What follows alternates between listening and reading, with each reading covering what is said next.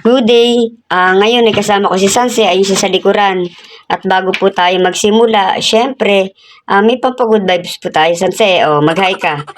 Oops. Ha?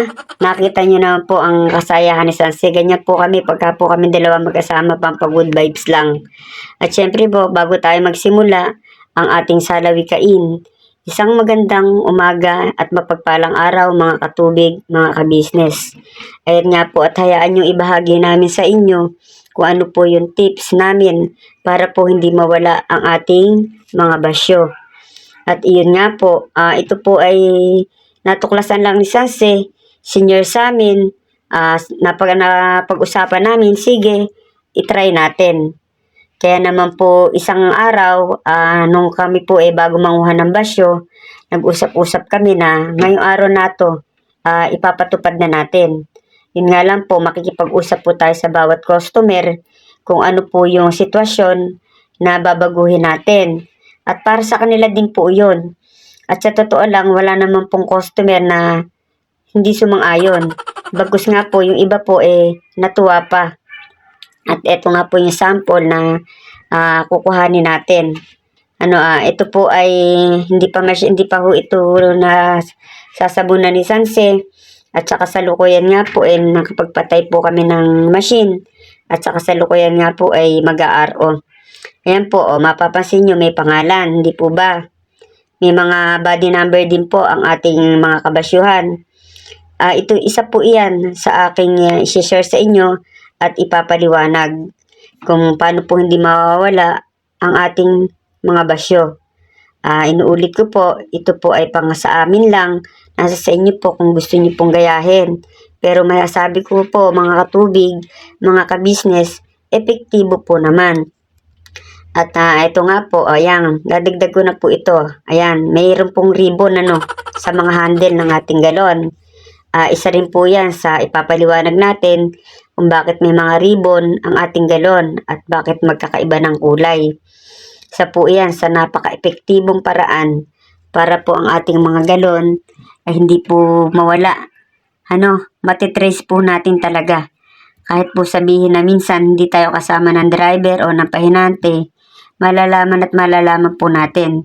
Basta ang importante po mga katubig, mga kabisnes, huwag po tayong mawawala ng komunikasyon doon po sa ating mga customer, lalo po sa mga free. Halimbawa po, hindi nakapagbigay ng free, follow up po natin, nabigyan ba kayo ng free? Ayan, isa po yan sa mga sikreto na talagang kailangan po lagi tayo nakikipag-usap sa ating mga customer. At ito na nga po, share ko na po sa inyo. Yung basyo po natin, halimbawa mag-issue po tayo ng basyo kay kay Maria po. 1 to 15. Siguro naman po sa 15 galon na yon, ililista natin, mapapaikot na po iyan ni Maria. Ngayon, kausapin po natin si Maria na itong galon na to ay ipapahiram ko lang sa'yo. Habang ikaw sa amin kumukuha, lalagyan ko na ng pangalan ang galon na hihiramin mo.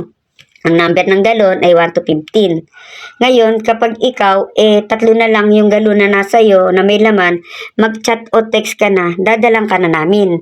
At kukuhanin yung basyo mong 12. O di ho ba? Yung 12 na yung maliwanag, kay Maria po natin kinuha. Sa kanya rin po natin isosolit. Ganon din po sa mga iba nating customer, kay Juan, 16 to 30 naman siya. Basta lang po, ang importante po doon na maliwanag sa kanila na kada may basyo sila, yun lang din po ang ibabalik natin. Ngayon, kung kulang pa po sa kanila, pwede po nating issuehan.